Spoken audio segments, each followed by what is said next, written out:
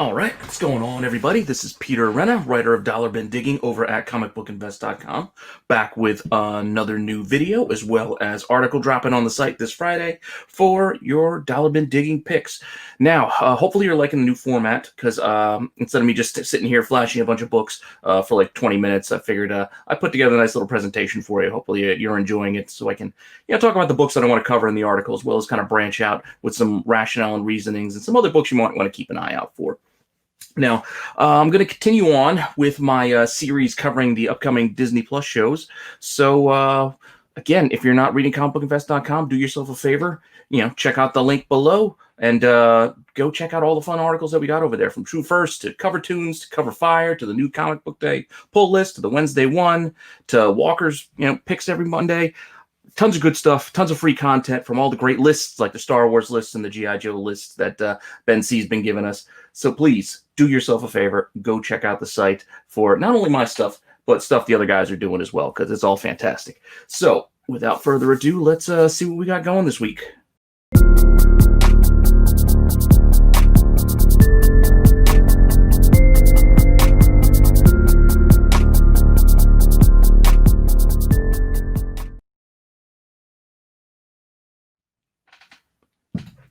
All right, that said, hopefully my too tight t-shirt didn't tip it off a little too much. Last week I did WandaVision, as that should be dropping in about a week or so onto Disney Plus. Now, this Falcon and Winter Soldier will be the next show that they will be delivering us, I believe, sometime in March, once WandaVision is all wrapped up. So I figured now is as good a time as any to let's take a look at Falcon and Winter Soldier and what books that you might be able to still find on the cheap or might be able to find once again. So, without further ado, let's check it out. Now, my first pick is sitting right here. This is Captain America 312. This is the first appearance of the first Flag Smasher. Now, there's some rumors that there's a terrorist organization or group that's going to be a part of this upcoming series with Falcon and Winter Soldier, and rumors may be that maybe they'll be called Flag Smashers or something to that effect. But maybe there will be a character themselves that takes that moniker and runs with it. Another thing, considering that concept of Flag Smashers organization, another book you might want to keep an eye out for is issue 321, which is a few issues after this one. This entire run has become popular lately because ever since we knew U.S. Agent was going to be on this show, a lot of people have been picking up this run because of that. So some of these issues may be hard to find, may not be easy to find for a buck, but it doesn't hurt to keep an eye out for it. These aren't the big or the bigger keys with the first John Walker's and first, John Walker's Cap or USA Agent or anything like that. These are a bit, up on the lower end, but still something that you might want to, keep an eye out for, because I still find a lot of Cap books in those bins when I'm out there digging. So you might still too. So that 321 is the first Ultimatum, which is a team that they might, not team, but organization that they might actually be, kind of doing an amalgam of Flag Smasher and this team, as being, maybe not the big bad, but maybe a running through line of villains through this series. Maybe they're being, maybe they're going to, again, being headed up by Flag Smasher as they were in the comics, or maybe the, Daniel Bruhl's Zemo may be behind it, or maybe there's somebody else that we don't know yet, a big surprise coming. I don't know, but 312 and 321, while you're at it, are both good books to keep an eye out for while you're flipping through those boxes. So, to that, let's see what our number 2 pick is going to be. And for our second pick, this is also a Flag Smasher, but this is the second version of the character. Another guy takes over the moniker of Flag Smasher, and this happens in Young Avengers and Runaways, Civil War miniseries, issue 1. Now, I've seen these a ton in the bins, like these ancillary miniseries that go along with these Marvel big events. A lot of times find their ways into the dollar bin. So this is one I have found in that cheap bin. And as you can see, this is just another guy. I can't think of the his actual name right now, but he eventually takes on this the moniker of Flag Smasher here. You can see a very similar look. He's got the mace just like the original, so who knows which version we may get on the show, if any. I mean, this is just pure guessing and speculation on my part, so it's just something to keep an eye out for. It's a cheap book. It's worth taking a flyer on if you find it, because what do you got to lose, $1?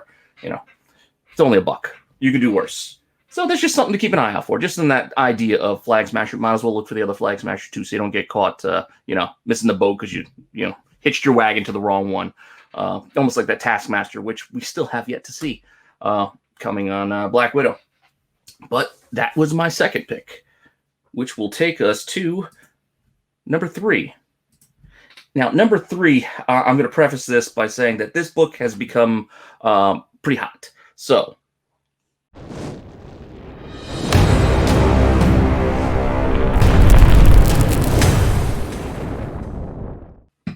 hopefully you enjoyed that little graphic that I decided to drop in there, but this book has heated up quite a bit. If you look, this was like $1, $2 book, even online, just less than a week ago. And then after a few days, speculation over Rikki Barnes possibly showing up onto the show has driven this Nomad series, Girl Without a World, to much higher prices. So you see these hitting like $30 or so for these individual books. So it's just something to definitely keep an eye out for, because this is that kind of weird miniseries that there are not a lot of them out there, but you might be able to find them in those boxes because no one paid attention to this until just now. So online, it might be a tough ask to find this on the cheap, but there's a lot of shops out there and a lot of boxes. People aren't keeping up to date with Nomad to know to go pull all of them. So you may find yourself lucky if you can find it. It's like a 4-issue miniseries, I think. Any one of them are good, but I really dig this this first cover. The cover for the first issue, because it's just really cool with the color scheme. Very patriotic, but I love the red against that blue.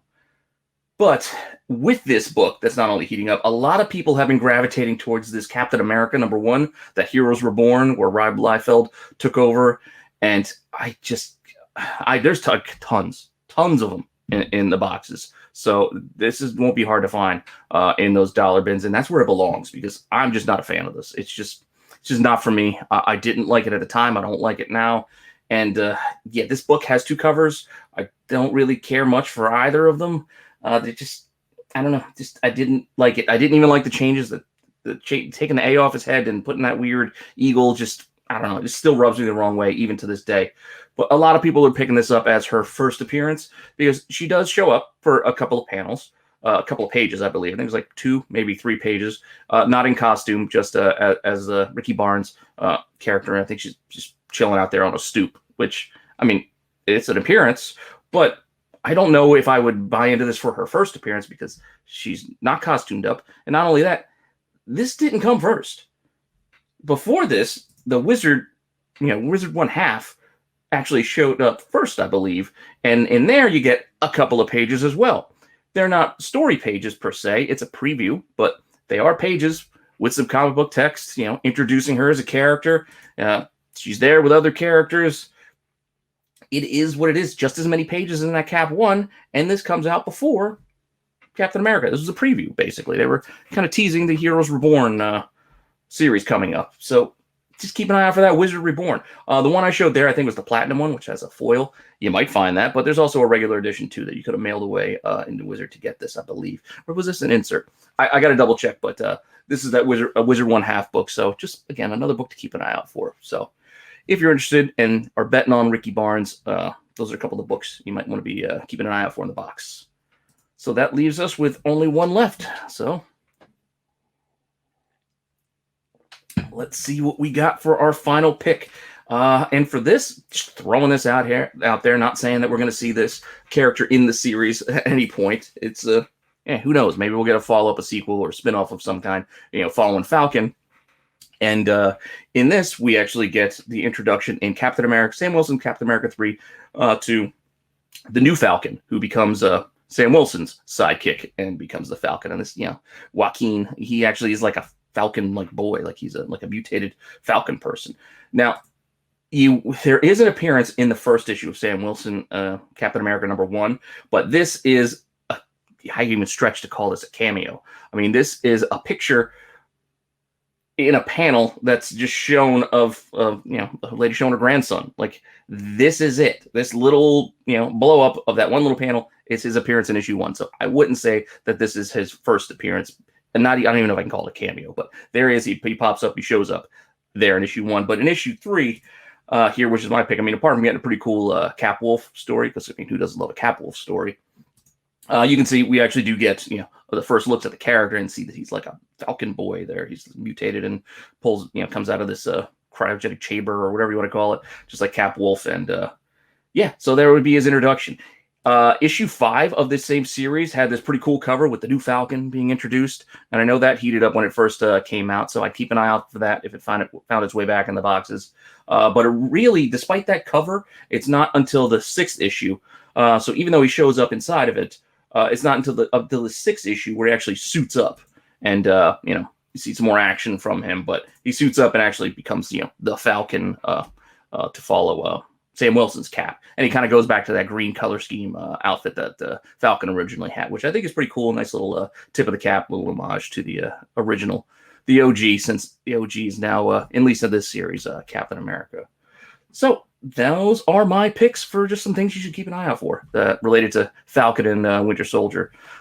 Again, I'm looking forward to this series. I think this one's going to be a lot of fun. I love a good buddy team up. I'm a big fan of the Lethal Weapon, Last Boy Scouts type series, and not just Shane Black written stuff, but I just love the buddy dynamic, and I did enjoy these two, their banter in Civil War, basically trying to one up each other to who's Steve's best friend, which I thought it was pretty fun. So I look forward to more of that and some of them playing off of each other for this series, as well as I like Zemo. I mean, I don't know, maybe I just like purple. I really dug this character as a kid, and I still dig him.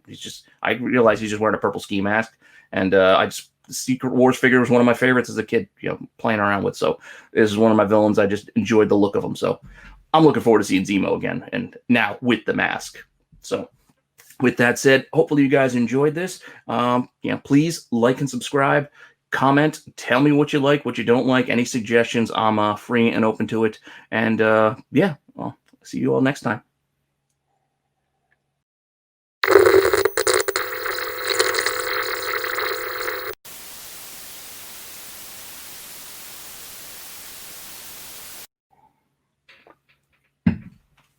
All right, for those of you who might have stuck around during my toy videos on my channel, is not on the flip side, you may have seen that I inserted a little mid-credits scene, basically a little extra scene for you. So if you watch this on my channel, you get a little bit extra. So I kind of like that idea, what I did for the toy video. So I'm going to do a little something like that here for my dollar bin as well. So if you're checking this out on my channel, you get to see this little extra. I'm going to go old school with how I used to do it and just show you a few things I picked up this week, in the cheap boxes. Just kind of for fun. So again, keep looking out for these Forces of Destiny books, because kids books, you find them in the cheap boxes a lot, because not a lot of people are collecting them. But in theory, that is canon. Not in theory, that is canon. And that book came out before the Mace Windows and the others and whatnot. So that would be, I would think, Ahsoka's first in canon appearance in the Marvel universe, I guess, because that's more the updated universe. It's all ridiculous if you really want to get that granular with it. It's just another Ahsoka book you should probably keep an eye out for, just because it's a cool book and not all that easy to find, but you might find it still in the cheap. Just an awesome cover. This Van Gogh Donald Duck. I grabbed this today. Just really cool. So I don't even think it's worth that much, but come on, it's an awesome cover. Look at that thing. Kind of fun stuff. So again, check out the kids book section. You don't know what's going to be in there. Actually got this online for $1.50, so I'm going to count it. So Seasons Beatings, I don't know, just awesome Kang cover. Kang was another one. My favorite is the Secret Wars figures. Again, maybe it's the purple. I mean, I had a thing for purple. I don't know. I did like Prince. So I like Prince. That could be it. Ashcan. Found this unicorn Ashcan digging in the boxes on a New Year's Day sale at one of my favorite spots. So this is a good little find. Also managed to find this B cover for Year Zero.